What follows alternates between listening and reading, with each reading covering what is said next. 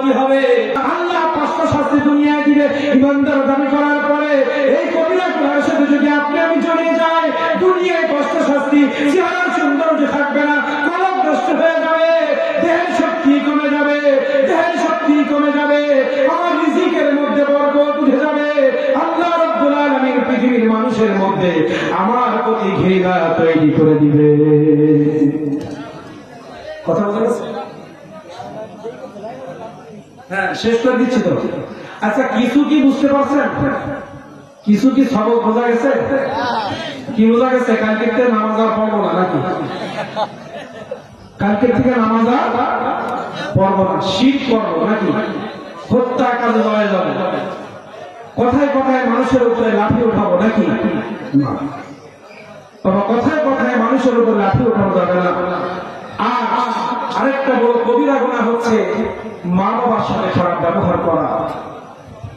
মা বাবা যদি মুশরিক হয়ে যায়, আপনি দেখতেছেন আপনি মুসলমান, আপনার বাবা মা মুসলমান ছিল, হঠাৎ করে আপনার বাবা মা ইহুদি হয়ে গেছে, খ্রিস্টান হয়ে গেছে, তারা মূর্তির পূজা করতেছে, আগে নামাজ পড়তে এখন মূর্তির পূজা করতেছে।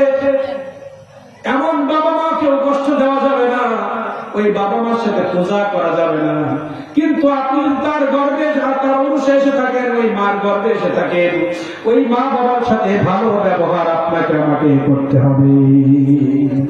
মা বাবা কাফের হলেও তার কষ্ট দেওয়া যাবে না, কারণ মা বাবা সম্পর্কে হুঙ্কার দিয়েছেন কে?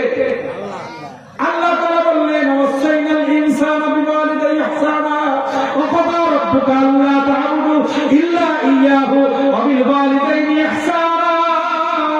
আল্লাহ রাব্বুল আলামিন, আল্লাহ রাব্বুল আল্লাহ তা'বুদু ইল্লা ইয়্যাহু ওয়া বিল ওয়ালিদাইনি ইহসানা। আমি আল্লাহ, আমাকে ভয় করো, আমাকে মান্য করে চলো, আমি আল্লাহ, আমার ছাড়া কারো ইবাদত তুমি করতে পারবে না। আর পিতামাতার সাথে সদাচরণ করো। এই সদাচরণের ব্যাখ্যা মানে পিতামাতার শ্রদ্ধার সাথে কথা বলা, এটা হচ্ছে ইহসানের মধ্যে আছে। পিতামাতার সাথে শ্রদ্ধার সাথে কথা বলা, পিতামাতাকে সম্মান করা, পিতামাতার খেদমত করা, পিতামাতার সুখ দুঃখ বোঝা, প্রতিদিন পিতামাতার সাথে কথা বলা। আমার রাসূল বললেন, যে ব্যক্তি সকালবেলা চাকরিতে যাওয়ার সময়, যে ব্যক্তি সকালবেলা ব্যবসা প্রতিষ্ঠানে যাওয়ার সময় মায়ের চেহারার দিকে একটু ভালোবাসার নজরে তাকিয়ে মুস্কি হাসি দিয়ে মাকে খুশি করে, ওই ব্যক্তি যদি তার চাকরি দিতে পারে, আল্লাহ রাসূল ঘোষণা দিয়েছেন 2টা জান্নাত তার জন্য খোলা হয়ে যায়। কোন সন্তান যদি চাকরিতে যাওয়ার সময়, এখন কি হয়, বউয়ের সাথে ভুল করে না, কিন্তু মা পাশের ঘরে ঘুমিয়ে আছে, মাকে একবার বলে না, কিন্তু বউয়ের সাথে বলে গেলে জান্নাতের কথা নাই। আপনি ব্যবসায় যাবেন, চাকরিতে যাবেন, আপনি ওকালতি করেন, আপনি জজের চাকরি করেন, আপনি এসপি, আপনি ডিসি, আপনি এমপি, আপনি মন্ত্রী, আপনি মিনিস্টার, আপনি প্রিন্সিপাল, ভাইস প্রিন্সিপাল, আপনি যাই হন না কেন, চাকরিতে যাওয়ার সময় মা বলে একটু ডাক জমে দিয়ে দেও, ও মা তুমি দোয়া করে দাও, আজকে চাকরির সময়টা যেন ভালো যায়, আমি যেন হালাল রুজি ইনকাম করতে পারি, আমার ব্যবসা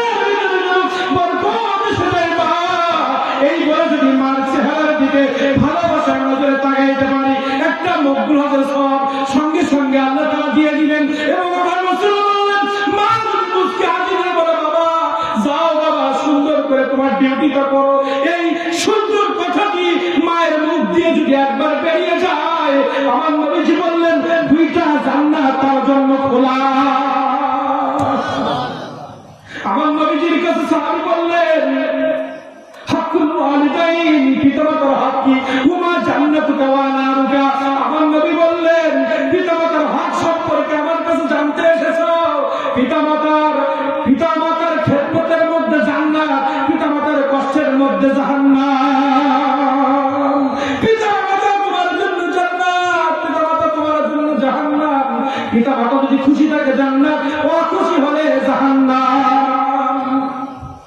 যুদ্ধের ময়দানে যাওয়ার রাসূল, কত সাহাবী যুদ্ধের ময়দানে শহীদ হয়ে জান্নাতি হয়েছে, মর্যাদাবান হয়েছে। আমার বড় ইচ্ছা, আমি আপনার সাথে যুদ্ধের ময়দানে গিয়ে আমি একটু যুদ্ধ পরিচালনা করবো। রাসূল, কত সাহাবী আপনার জন্য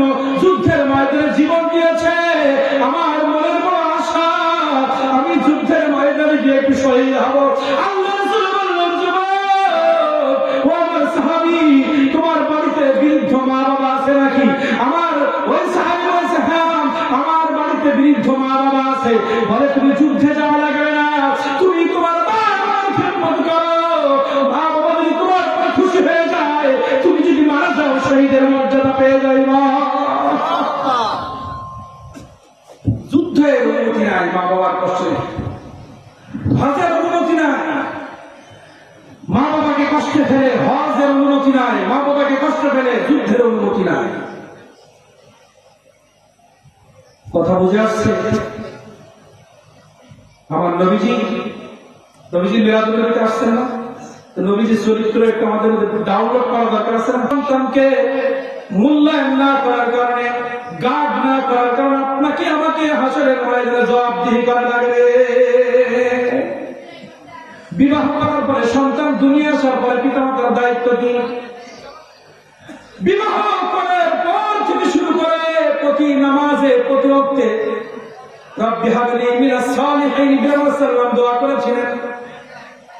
ইব্রাহিম আলাইহিস সালাম দোয়া করেছিলেন, রব্বি হাবলি মিনাস সালিহিন, আল্লাহ আমাকে নেককার একটা সন্তান তুমি দাও, একটা নেককার সন্তান তুমি দাও।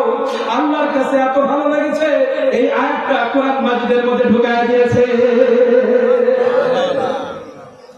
বিবাহের পরে 5 ওয়াক্ত নামাজ পড়তে স্ত্রীও দোয়া করবে, স্বামীও দোয়া করবে, রব্বি হাবলি মিনাস সালিহিন।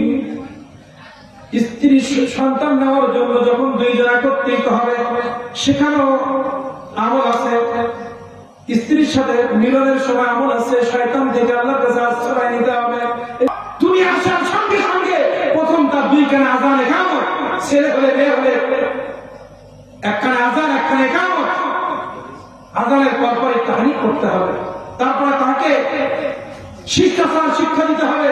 ছোটবেলা থেকে আদর্শিক শিষ্টাচারের মধ্যে কোরআন তেলাওয়াত, মাসলা মাসায়েল, গুরুজনকে শ্রদ্ধা, পিতামাতার খেদমত, এইসব বিষয়গুলো তাকে শিষ্টাচার শিক্ষা দিতে হবে। 10টা নসিহত আমার নবীজি করেছে। লাস্ট নসিহত হচ্ছে, প্রথম শিরক দিয়ে শুরু করেছে, আর লাস্ট হচ্ছে সন্তান মানুষ করতে গিয়ে যদি তাকে পিটানো লাগে পিছু পা হওয়া না। শিষ্টাচার শিক্ষা দিতে গিয়ে সন্তানকে যদি মারা লাগে, মার থেকে তুমি পিছু পা হওয়া না, মারতে থাকো না। কোনদিন বেতরাঘাত করেছি সন্তানকে নামাজের জন্য? সন্তানকে নামাজের জন্য পিটাই নাই কোনদিন সন্তানকে পিটাই নাই। সন্তান ইনকাম না করে দিলে গালিগালাজ করেছি, কিন্তু নামাজ না পড়লে কিছুই বলি না। সন্তানকে ছোটবেলা লোকের দোকানে কাজ করতে দিয়েছি, টিউশন ধরিয়ে দিয়েছি, পরের বাড়ি জোর দিতে দিয়েছি, ঘেরে কাঁকড়া করে চুরি করতে হবে, পরের বাড়ি ডাক চুরি করা, সুপুরি চুরি করা শিখিয়েছে, কিন্তু নামাজের ট্রেনিং দিতে পারি নাই। দোষ কার? শেষ করে দিচ্ছি। তাহলে সন্তানের যেমন পিতামাতার প্রতি দায়িত্ব আছে, পিতামাতার সন্তানের প্রতি দায়িত্ব আছে।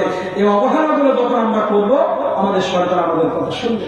আল্লাহ তাআলা আপনাকে আমাকে যেটুকু কথা আমরা বলেছি, এটুকুর উপরে আমল করা তৌফিক আল্লাহ তাআলা দান করুন। ওয়া আখিরু দাওয়ানা আলহামদুলিল্লাহি রাব্বিল আলামিন।